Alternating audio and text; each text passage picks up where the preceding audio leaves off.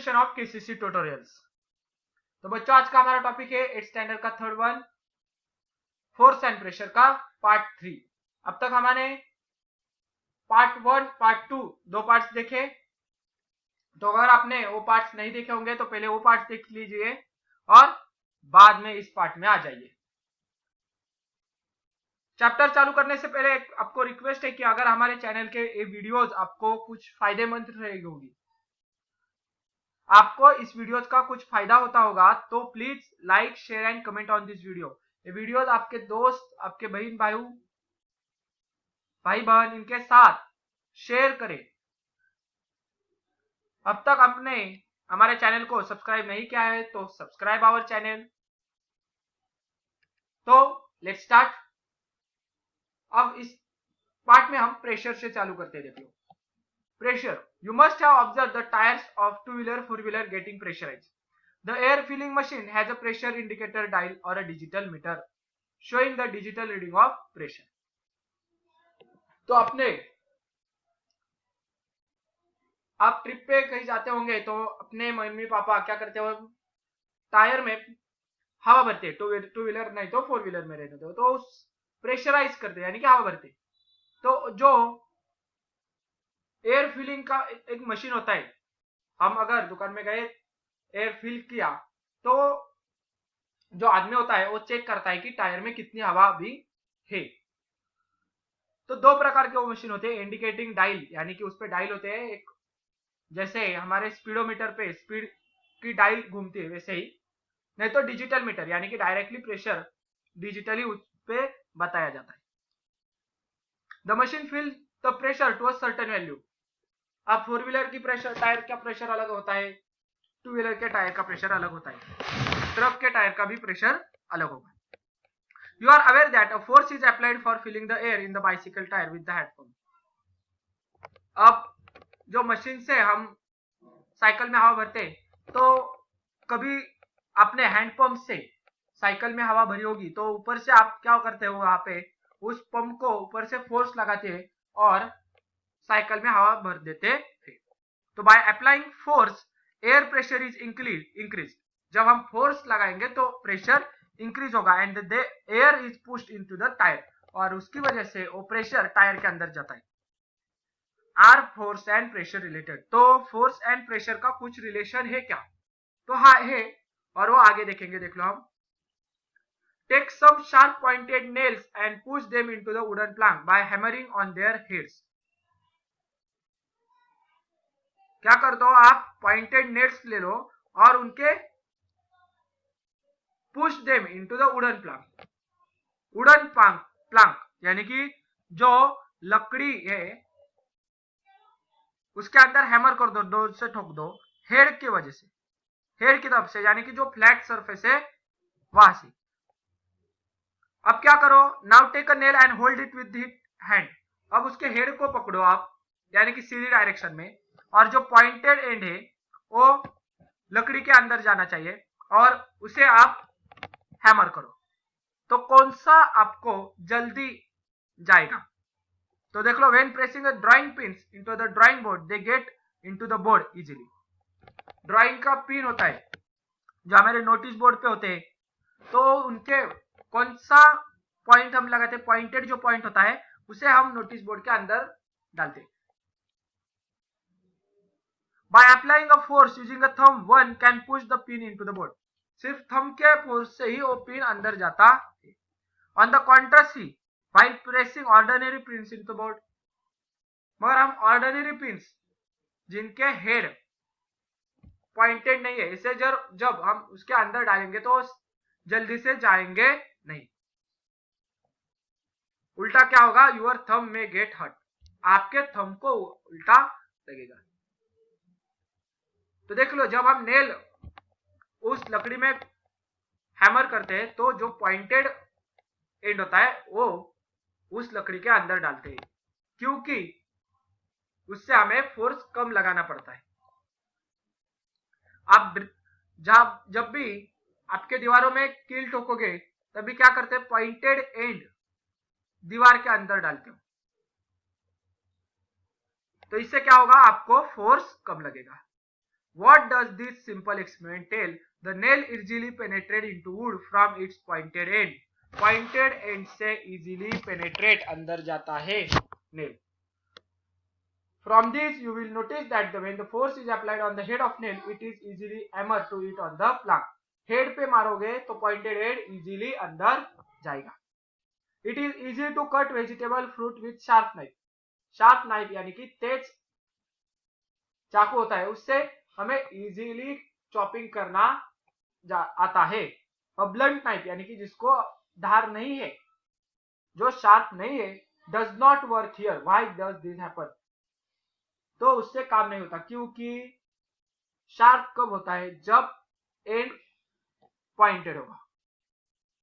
Blunt का and pointed नहीं होता तो उस पे प्रेशर कम लगता है, और उसके वजह से प्रेशर कम लगने की वजह से वेजिटेबल्स कट नहीं होती. तो नीचे आता है, देख लो प्रेशर का definition. What is the pressure?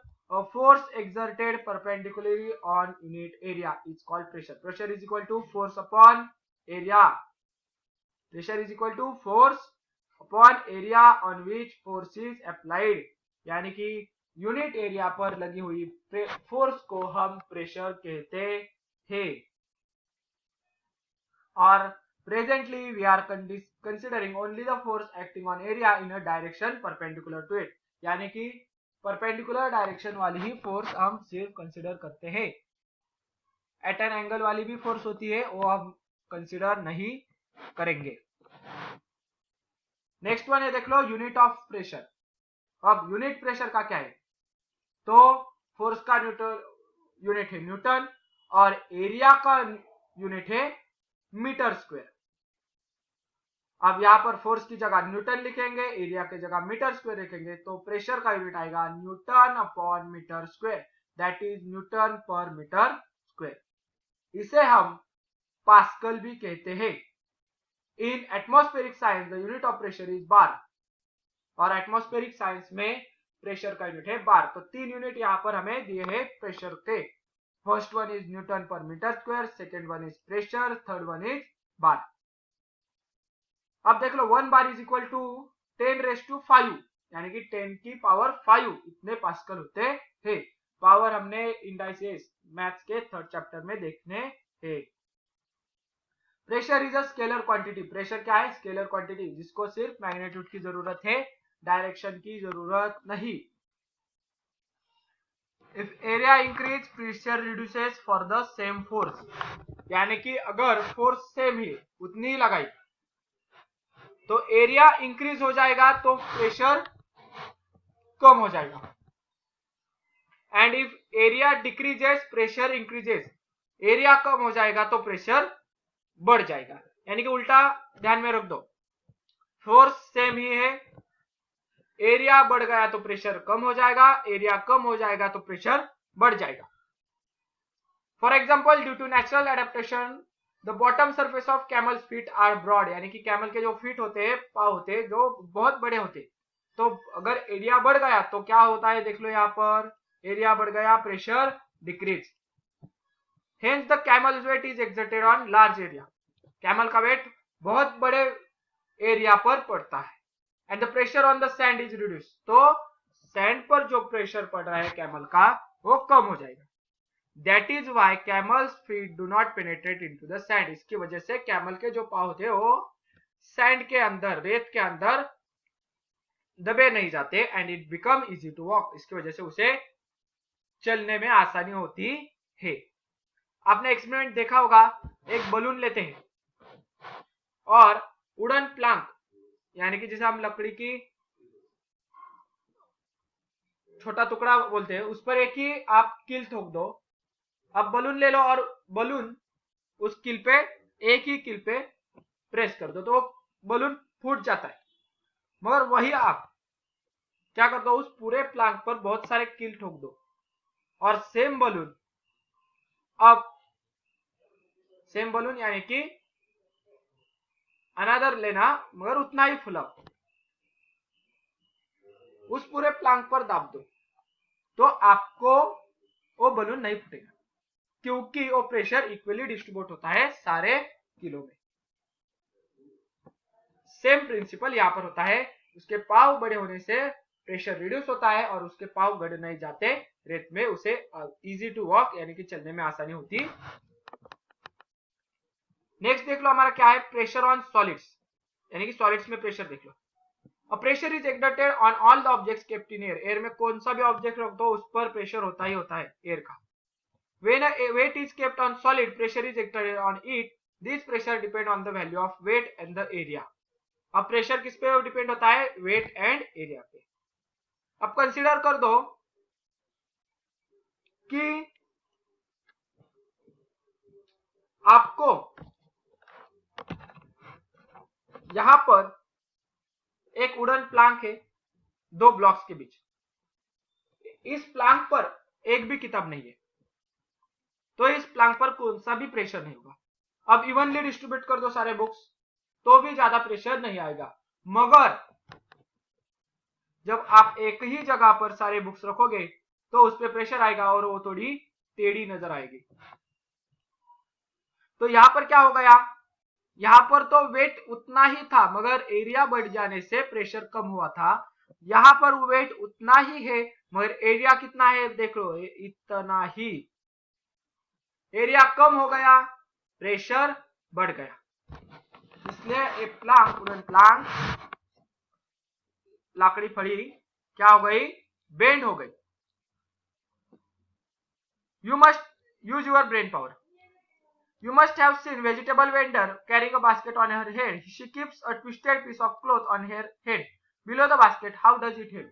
क्या बोलते हैं, तो बास्केट होती है वेजिटेबल वालों के पास, तो उस वेजिटेबल के बास्केट के नीचे एक क्लोथ की ट्विस्ट की हुई क्लोथ होता है, वो अपने सर पर देखते हैं, क्या होता है इससे, तो प्रेशर सिर पे कम पड़ता है और इवनली डिस्ट्रीब्यूट होता है, क्लोथ सॉफ्ट होने से सिर पर उनके प्रेशर नहीं ज्यादा पड़ता।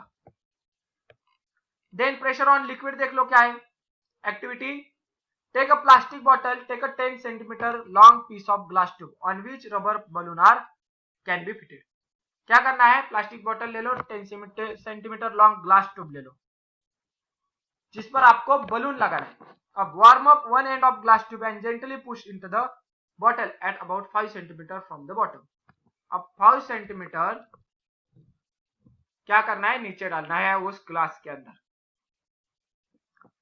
To avoid water leakage apply molten wax on the side of the glass tube. Glass tube के अदर साइड को आपको क्या करना है, मोल्टन वैक्स यानी कि जो मेन होता है मेन बत्ती का, उसे हम लगाना है। Now fill the water slowly in the bottle. अब बॉटल में धीरे धीरे पानी भर दो।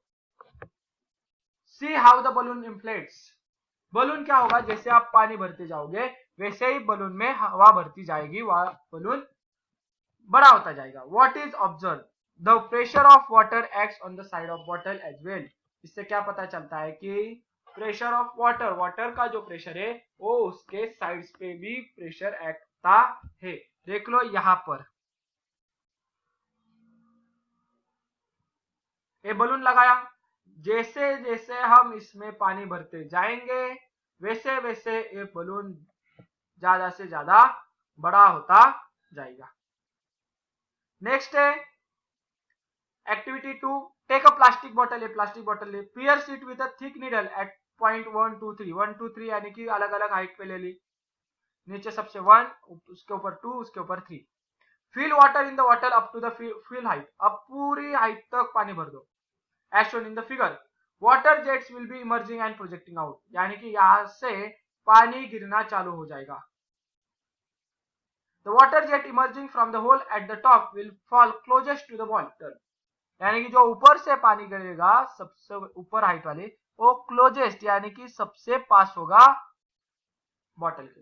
देन सेकेंड नंबर थोड़ा उससे दूर जाएगा और जितना वट नंबर क्या है नीचे सबसे, वो सबसे दूर जाएगा। तो देख लो, the jet from the lowest hole fall farthest from the bottle, जो सबसे नीचे है वो फारदेस्ट बहुत सबसे ज्यादा पानी बाहर जाएगा।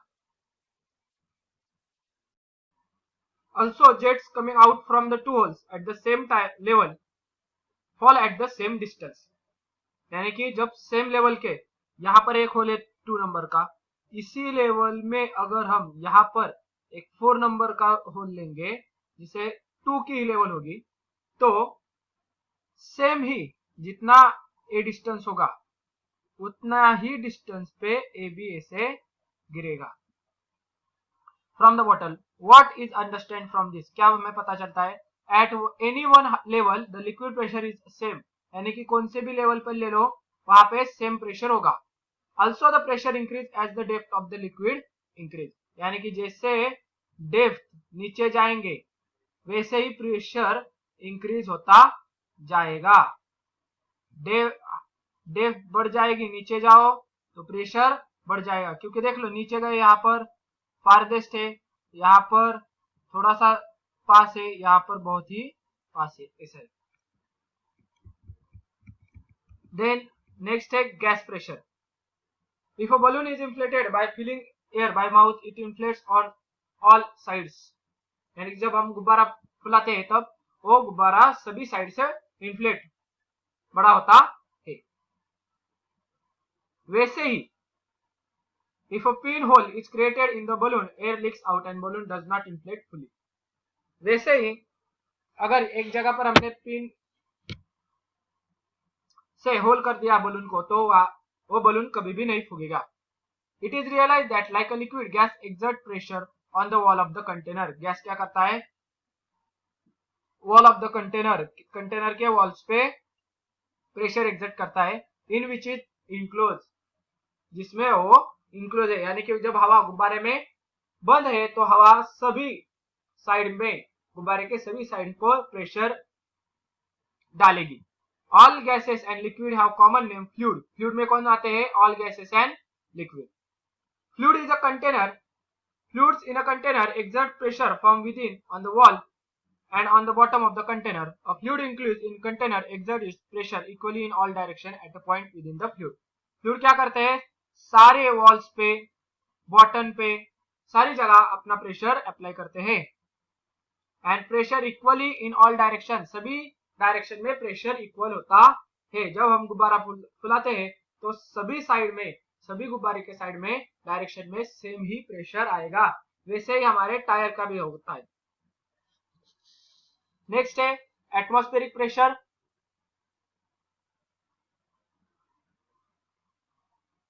तो एटमॉस्फेरिक प्रेशर यानी क्या? Pressure exerted by atmosphere. तो देख लो, air surround the earth from all side, earth के सभी साइड में अर्थ एयर है। This layer of air is called atmosphere, इस लेयर को हम एटमॉस्फेयर बोलते हैं। The atmosphere exist to about 16 kilometre height, पृथ्वी से ऊपर 16 किलोमीटर तक एटमॉस्फेयर यानी कि लेयर ऑफ एयर है। It further extend about 400 kilometre in very dilute form, और 400 किलोमीटर ऊपर तक हवा है मगर वेरी डाइल्यूट यानी कि बहुत कम मात्रा में है, मगर 16 किलोमीटर तक ज्यादा मात्रा होती है एयर की। The pressure created due to the air is called atmospheric pressure. क्या बोलेंगे? देख लो एटमॉस्फेरिक प्रेशर क्या डेफिनेशन देख लो, pressure created due to the air, air की वजह से जो प्रेशर क्रिएट होता है उसे बोलते हैं atmospheric pressure. Imagine that a very long hollow cylinder of unit cross sectional area is standing on the surface of earth. देख लो, ये है अर्थ, ये सिलेंड्रिकल पोर्शन है और इसमें बहुत सारी एयर है। Weight of this air is the force applied in the direction of the centre of earth. इस एयर का वेट कितना होता है? तो अर्थ के डायरेक्शन में जितनी इस एयर ने फोर्स लगाई होगी उतनी। This means that atmospheric pressure is the ratio of weight divided by area. What is the atmospheric pressure? Ratio of weight divided by area. जैसे प्रेशर का क्या फॉर्मूला है? Force divided by unit area, वैसे ही atmospheric pressure weight divided by area. The air pressure at sea level is called 1 atmospheric pressure. Atmospheric pressure at sea level पे atmospheric pressure कितना लेते हैं हम? 1 atmospheric pressure. Air pressure decreases as one goes up in the high from the sea level. देख लो, यहाँ पर sea level consider करते हैं तो यहाँ पर एयर ज्यादा है तो एयर प्रेशर भी ज्यादा रहेगा। जैसे जैसे हम ऊपर जाते रहेंगे वैसे एयर प्रेशर कम होता जाएगा। इसका एक बेस्ट एग्जांपल है अपने पेपर्स, रद्दी होती है हमारे घर में तो एक के ऊपर रख दो, जो सबसे नीचे पेपर होगा उस पे ज्यादा प्रेशर होगा और जो सबसे ऊपर रहेगा उस पर प्रेशर कम रहेगा। नेक्स्ट है 1 atmosphere is equal to, 1 atmosphere यानी कि इज इक्वल टू, देख लो क्या है, 101 multiply by 10⁻³ pascal, PA for pascal. Then 1 bar, 1 atmosphere is equal to 1 bar, इसे ही हम 10⁻³ मिली बार भी कहते हैं। 1 millibar is approximately equal to 10⁻² pascal, जिसे हम ⁻² रहेगा तो हेक्टो पास्कल भी कहते हैं। ये सारा कन्वर्जन आपको ध्यान में रखना होगा। नेक्स्ट है, देख लो, atmospheric pressure is defined in the unit millibar और हेक्टोपास्कल। हेक्टोपास्कल और मिली बार में भी एटमॉस्फेरिक प्रेशर मेजर करते हैं। The atmospheric pressure at point in air is equal from all side, atmospheric कौन से भी पॉइंट में देख लो उससे डायरेक्शन में, सारी डायरेक्शन में सेम ही होगा। How is this pressure created, तो ये प्रेशर कैसे क्रिएट होता है? If air exists in a closed container, the air molecules in random motion continuously hit the wall of container, यानी कि अगर एयर कंटेनर में एयर है तो ये कंटिन्यूसली मूवमेंट में होते हैं एयर मॉलिक्यूल्स, और ये स्ट्राइक करते हैं, हिट करते हैं इस वॉल पर। In this interaction of force exerted on the wall of the container, और इसी इंटरेक्शन में यानी कि मूवमेंट में इस कंटेनर की वॉल पर फोर्स एक्सर्ट होती है। Pressure is created to this force, and इसी फोर्स से प्रेशर क्रिएट होता है। आगे देख लो क्या है, we constantly bear the atmospheric pressure on our heads, हमारे सिर पर हमेशा कॉन्स्टेंटली एटमॉस्फेरिक प्रेशर है, यानी कि 1 बार का प्रेशर है, means that is equal to 101 multiply by 10⁻³ pascal का हमारे सिर पर प्रेशर हमेशा है।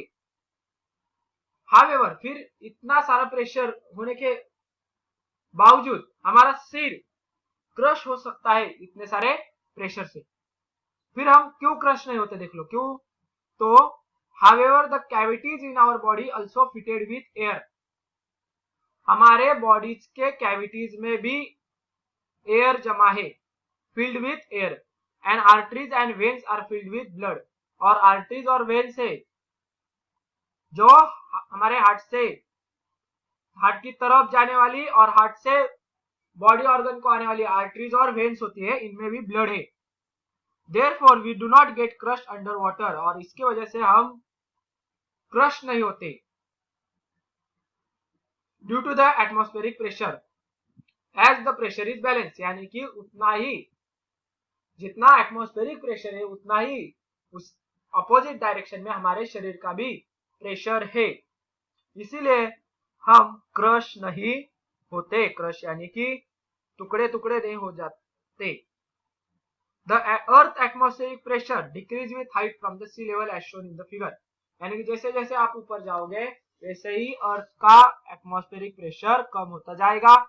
यहाँ पर डायग्राम देख लो, ए है एयर, सराउंडिंग है अर्थ के, तो ये सारा प्रेशर अर्थ के सेंटर में पड़ता है।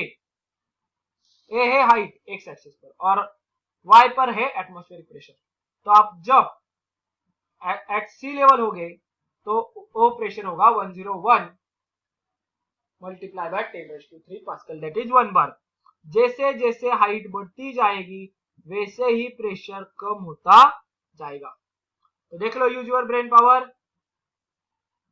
At the sea level, the atmospheric pressure 101 multiplied by 10⁻³ Pascal, that is 1 bar, is acting on the tabletop of size 1 meter square. Under such heavy pressure, why doesn't the tabletop crumble down? तो इस pressure से table क्यों नहीं टूटता? तो same है, opposite direction में भी फोर्स उतनी ही रहती है, इसलिए वो टेबल टॉप क्रश नहीं होता। तो ये था हमारा third part of force and pressure. तो आशा करता हूं कि ये वीडियो आपको अच्छी लगी होगी। अगर ये वीडियो का आपको कुछ फायदा होता होगा तो please like, share and comment on this video. अगर आपने हमारे अब तक चैनल को सब्सक्राइब नहीं किया है तो subscribe our channel. KCC online tuition का अगर आप हिस्सा बनना चाहते हो, हमारे ट्यूशन ज्वाइन करना चाहते हो, तो डिस्प्ले में दिए गए नंबर पर कॉल कर सारी डिटेल्स पूछ सकते हो। Thank you for watching. Good bye.